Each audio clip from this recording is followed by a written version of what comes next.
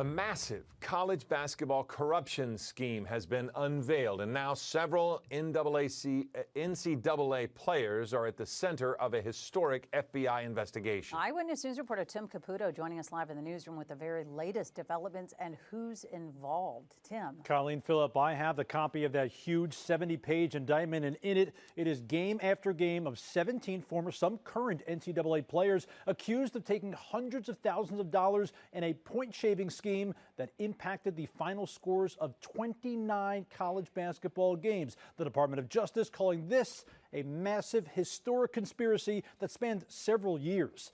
The DOJ alleges this scheme actually began in China with a former NBA player and college standout Antonio Blakeney intentionally underperforming in the Chinese Basketball Association, a professional league there, while bettors put big money on teams that Blakeney was losing to. It was so successful there, the alleged ringleaders of the conspiracy took the plan to college basketball here in the U.S.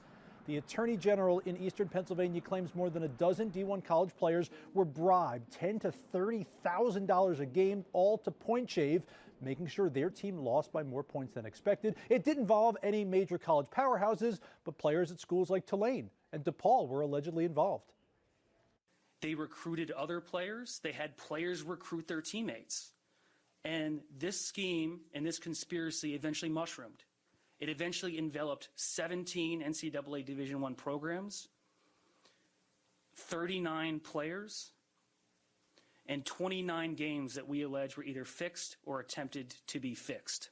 NCAA President Charlie Baker, responding to the incident with a statement reading in part, "Protecting competition integrity is of the utmost importance for the NCAA. We are thankful for law enforcement agencies working to detect and combat integrity issues and match manipulation in college sports. Through helpful collaboration and with industry regulators, we have finished or have open investigations into almost all of the teams in today's indictment." Now, the NCAA says they've already investigated other instances where players bet on their own performances. That's part of the reason they are calling for the elimination of those prop bets in college sports, where bets are made on specific player performances rather than those game outcomes.